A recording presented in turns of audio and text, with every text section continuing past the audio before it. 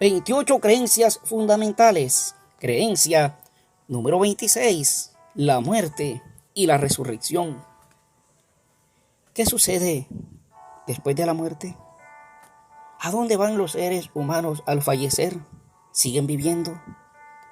¿Van al cielo a alabar al Señor? Dice la Biblia en el libro de Job, en el capítulo 14, versículos 10 al 12. Mas el hombre morirá y será cortado.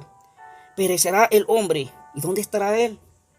Como las aguas se van del mar y el río se agota y se seca, así el hombre yace y no vuelve a levantarse hasta que no haya cielo. No despertarán ni se levantarán de su sueño. Compara la muerte con un sueño. Pero dice que el hombre será cortado, no volverá a levantarse, allí estará al fallecer. Y dice el libro de Salmos en el capítulo 115, versículo 17. No alabarán los muertos a Jah, ni cuantos descienden al silencio. Que no alabarán los muertos a Jah, como quien dice, los muertos no van al cielo. Los muertos no están allá en este instante alabando a Dios como muchos piensan. Entonces, ¿dónde están los muertos? ¿O qué dice la Biblia al respecto? Dice la Biblia en el libro de Salmos, en el capítulo 146, versículo 4. Pues sale su aliento y vuelve a la tierra. En ese mismo día perecen sus pensamientos. En la muerte no pensamos. Ese mismo día al fallecer perecen los pensamientos. Y dice el libro de Eclesiastés en el capítulo 9, versículo 5. Porque los que viven saben que han de morir, pero los muertos nada saben. Ni tienen más paga, porque su memoria es puesta en olvido. También su amor y su odio y su envidia fenecieron ya, y nunca más tendrán parte en todo lo que se hace debajo del sol. ¿Qué sucede con los muertos? Nada saben. Los vivos sabemos que vamos a morir, pero los muertos nada saben. Su amor, su odio, su envidia es puesta en el olvido, fenecieron ya. Y el versículo 10 dice: todo lo que te viniera a la mano para hacer, hazlo según tus fuerzas, porque en el Seol, a donde vas, no hay obra, ni trabajo, ni ciencia, ni sabiduría. La Biblia es clara. Los muertos nada saben. No podemos pensar entonces que hay personas en estos instantes en el cielo alabando al Señor o interviniendo para ayudar a los vivos. Tampoco podemos creer la vieja mentira que le dijo Satanás a Eva cuando le dijo en Génesis capítulo 3, no morirás, porque ciertamente hemos fallecido, porque ciertamente es una mentira. No podemos entonces comunicarnos con los seres amados que han fallecido, porque ellos ya no tienen más parte ni paga con lo que se hace debajo del sol. El espiritismo es un arma que utiliza el enemigo para engañar a la humanidad. Y muchos hoy son engañados por Satanás. Entonces, ¿a dónde van los muertos? En la Biblia, en el Antiguo Testamento, se utiliza la expresión Seol para referirse a la tumba o al sepulcro. Y su equivalente griego en el Nuevo Testamento es la palabra Hades, que también significa o se traduce como Seol o tumba. No se refiere a un lugar de tormento donde están los impíos, pero tampoco se refiere al cielo, donde muchos piensan que están los justos. Pero tampoco se refiere al purgatorio. Estas expresiones significan sepulcro, tumba o fosa. Y dice el libro de Salmos en el capítulo 16, versículo 10. Porque no dejarás mi alma en el Seol, ni permitirás que tu santo vea corrupción. La Biblia profetizando acerca de el Mesías, acerca de Jesús cuando él falleciera. Y dice el libro de Hechos en el capítulo 2, versículo 27. Porque no dejarás mi alma en el Hades, ni permitirás que tu santo vea corrupción. En el libro de Salmos se utilizó la expresión Seol, y acá en el libro de Hechos, Nuevo Testamento, se utilizó la expresión Hades para referirse que Jesús estuvo en la tumba o en el sepulcro cuando falleció. Y no se refiere a ir a un lugar, pero alguien preguntará, bueno, pero es que la Biblia dice que el espíritu vuelve a Dios. La Biblia en el libro de Eclesiastés en el capítulo 12, versículo 7, y el polvo vuelve a la tierra como era, y el espíritu vuelve a Dios que lo dio. Muchos piensan que el espíritu es como un ente invisible que está dentro de la persona, y cuando la persona fallece sale a divagar o a recoger los pasos, o que es un ente invisible que va al cielo. Pero dice la Biblia en el libro de Génesis en el capítulo 2, versículo 7.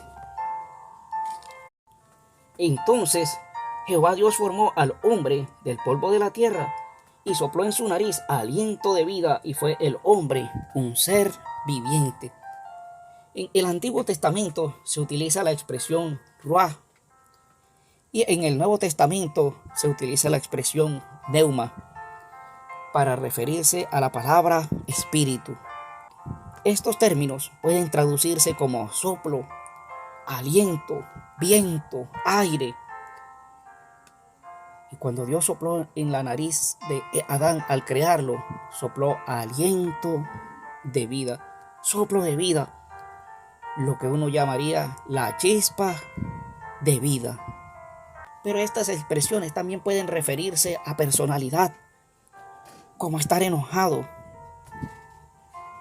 como estar alegre, mas no para referirse a un ente invisible que sale de la persona al momento de fallecer. Así, en el libro de Eclesiastés, cuando dice que el espíritu vuelve a Dios que lo dio, se refiere a ese soplo, a esa chispa, a ese aliento de vida que Dios sopló en la nariz de Adán, y que cada uno de nosotros tenemos. Es la chispa de la vida que solo Dios da, porque solo Dios es quien puede dar vida, solo Dios es quien puede crear. La Biblia dice en el libro de Eclesiastés, en el capítulo 3, versículo 19 al 21, porque lo que sucede a los hijos de los hombres y lo que sucede a las bestias, un mismo suceso es. Como mueren los unos, así mueren los otros, y una misma respiración tienen todos. Ni tienen más el hombre que la bestia, porque todo es vanidad. Todo va a un mismo lugar, todo es hecho del polvo, y todo volverá al mismo polvo. ¿Quién sabe que el espíritu de los hijos de los hombres sube arriba y que el espíritu del animal desciende abajo a la tierra? Una misma cosa es, el mismo soplo, es la misma chispa de vida que tenemos los seres humanos. Es el mismo soplo, la misma chispa, el mismo aliento de vida que tienen los animales. Volviendo nuevamente a Génesis capítulo 2, versículo 7. Y aquí aparece la expresión, y fue el hombre un ser viviente. La expresión ser viviente, en el Antiguo Testamento se utiliza la palabra nefesh, y en el Nuevo Testamento sujé. Estas expresiones, traducidas como alma, significan persona, vida, criatura viviente, pero también se utiliza en algunas ocasiones para referirse a los sentimientos o afectos de la persona, mas no para referirse a un ente invisible que sale de la persona. Este concepto lo inventó Platón, el famoso filósofo griego, quien inventó que el alma era inmortal y que al momento de fallecer salía del ser humano. Y si era bueno, iba al cielo. Y si era malo, iba al infierno. Y este concepto lo adoptó el romanismo. Y desde el romanismo se extendió a la iglesia romana y a muchas otras iglesias cristianas que siguen el concepto de un filósofo, mas no lo que enseña la Biblia en sus idiomas originales, hebreos y griegos. Pero la palabra alma significa vida, ser viviente, persona. Debemos destacar que dice la Biblia en la primera carta a Timoteo, en el capítulo 6, versículos 15 y 16, que solo Dios es el único inmortal.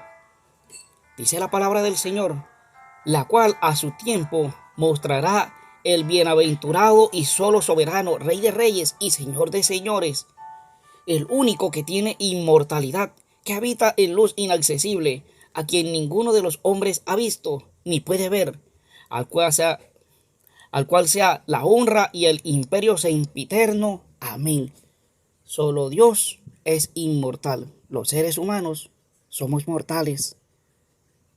Solo Dios es infinito. Nosotros somos finitos. Dios no muere. Solo Dios es eterno. Nosotros fallecemos. Entonces, ¿cuándo recibiremos la inmortalidad? ¿Cuándo seremos los seres humanos inmortales?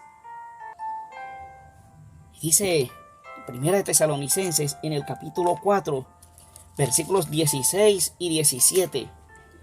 Porque el Señor mismo, con voz de mando, con voz de arcángel y con trompeta de Dios, descenderá del cielo, y los muertos en Cristo resucitarán primero. Luego nosotros, los que vivimos, los que hayamos quedado, seremos arrebatados juntamente con ellos en las nubes para recibir al Señor en el aire, y así estaremos siempre con el Señor. ¿Cuándo recibiremos la inmortalidad? Cuando venga Jesús. Cuando venga Jesús y resucite a los que fallecieron creyendo en Él. Y a nosotros los que estemos vivos, seremos arrebatados juntamente con ellos para recibir al Señor en el aire. Y dice la primera carta a los Corintios, en el capítulo 15, versículos 51 al 54. He aquí, os digo un misterio, no todos dormiremos, pero todos seremos transformados en un momento, en un abrir y cerrar de ojos, a la final trompeta, porque se tocará la trompeta y los muertos serán resucitados incorruptibles y nosotros seremos transformados, porque es necesario que esto corruptible se vista de incorrupción y esto mortal se vista de inmortalidad.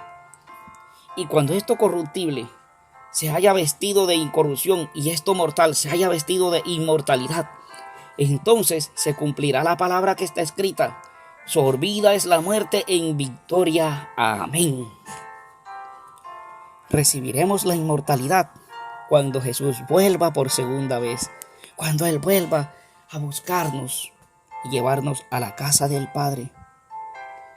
Mientras tanto, cuando un ser humano fallece, no va al cielo, no va al infierno, no va al purgatorio.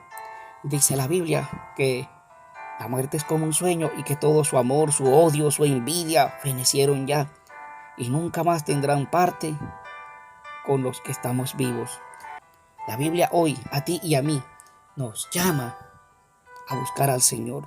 En el libro de Romanos, en el capítulo 6, versículo 23 dice: porque la paga del pecado es muerte, mas la dádiva de Dios es vida eterna en Cristo Jesús, Señor nuestro. La paga del pecado es muerte. Estamos condenados a muerte mientras estemos en pecado. Pero lo que nos da Dios, lo que te ofrece Dios a ti y a mí, es vida eterna. Y esa vida eterna solamente es en Cristo Jesús. No hay otro. Solo en Jesús podemos ser salvos.